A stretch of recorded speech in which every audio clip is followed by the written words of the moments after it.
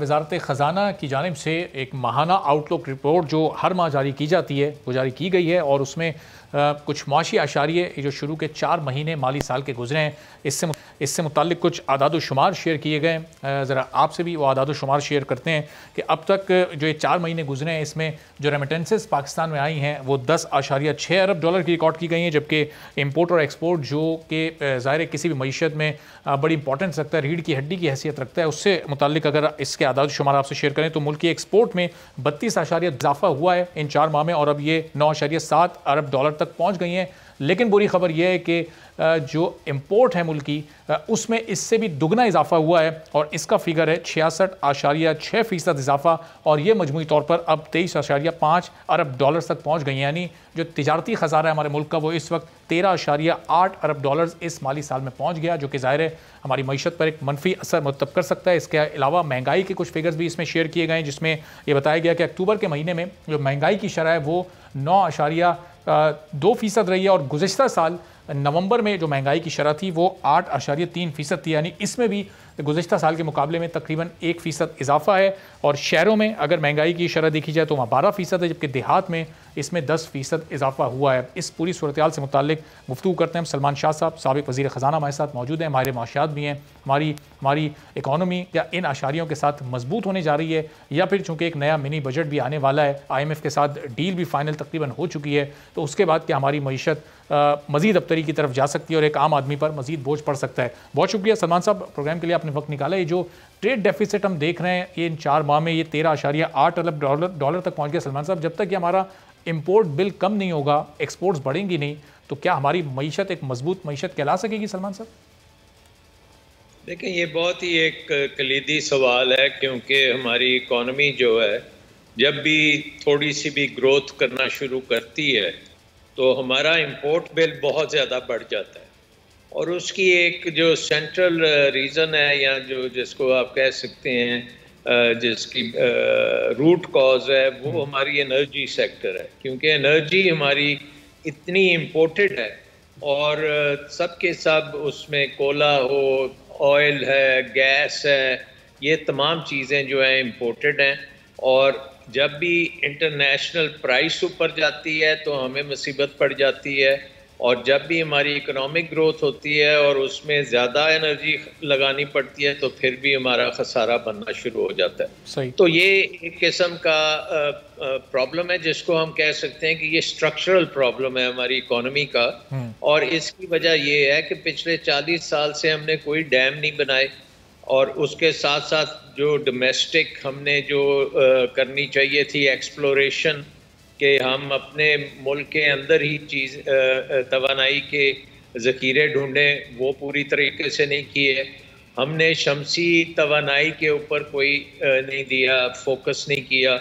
इस वक्त total capacity जो है हमारी पावर जनरेशन की उसका सिर्फ 1% जो है वो शमसी तवानाई का है, जबकि दुनिया तो तेज़ी से शमसी तवानाई की तरफ जा रही है और यूरोप जैसे ममालिक जहाँ पे सूरज बहुत कम होता है वहाँ भी 20-25% उनकी कैपेसिटी जो है वो सोलर पे चली गई है।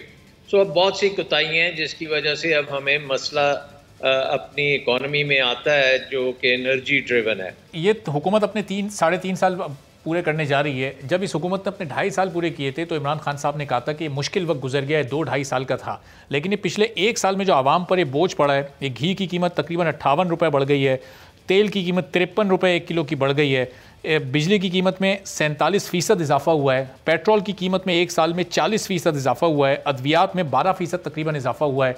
तो ये इस इजाफे ने तो एक आम आदमी की कमर तोड़ दी है। ये मुश्किल वक्त एक आम आदमी पर ये कब तक बरकरार रहेगा, कब हम इससे निकल सकेंगे और क्या क्या उसके लिए करना होगा? देखिए, एक बात तो ये है कि पिछले साल के मुकाबले में इस साल जो सप्लाई चेन्स हैं दुनिया की वो बिल्कुल डिसरप्टेड है, क्योंकि एक पेंडेमिक की वजह से पिछले साल बहुत कम ट्रैवल भी कम था और तजारत भी कम थी, इन्वेस्टमेंट भी कम थी।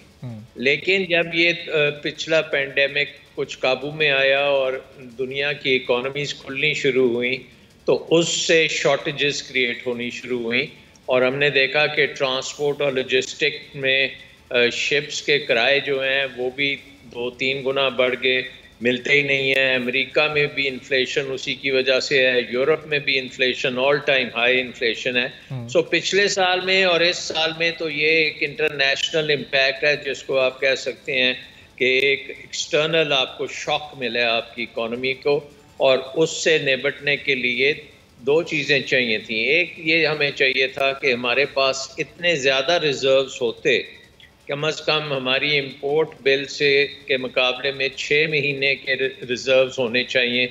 हमारे रिजर्व सिर्फ 3 महीने के। अच्छा। सो इस किस्म का जब शॉक पड़ता है तो हमारा रुपया जो है लड़खड़ा जाता है, उसमें वो कुव्वत नहीं है कि वो खड़ा रहे, और इसलिए आपको IMF की भी सपोर्ट पड़ती है, इसलिए आप सऊदी अरेबिया से पैसे मांगने जाते हैं कि वो आपके रिजर्व्स में कुछ रख दे ताकि रुपए तो में। सलमान साहब, इसका मतलब ये पेंडेमिक की अभी एक न्यू वेव आहिस्ता आहिस्ता आ रही है। अभी तो ये सिर्फ कुछ अफ्रीकी ममालिक में है, अगर ये आहिस्ता आहिस्ता फिर सफरी पाबंदियां लग जाती हैं और किसी हद तक लॉकडाउन की तरफ ये दुनिया जाती है, तो इसका मतलब ये कीमतें फिर नीचे आ सकती हैं, फिर शायद ये महंगाई का जो लोड है थोड़ा कम हो सके एक आम आदमी पर से। देखें, पाकिस्तान की एक अजीब सिचुएशन है कि जब दुनिया में मुश्किलात आती हैं तो पाकिस्तान की इकॉनमी बेहतर हो जाती है।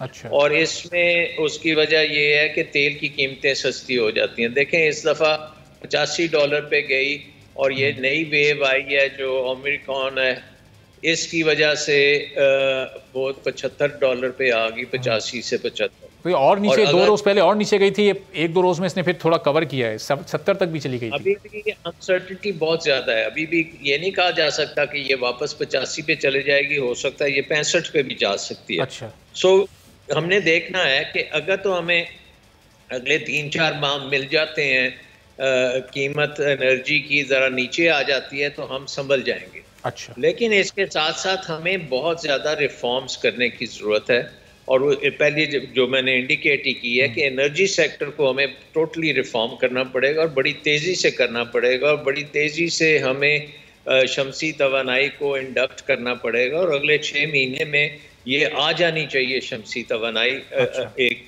1% से बढ़ा के इसको 25-30% की तरफ हमें चल पड़ना चाहिए।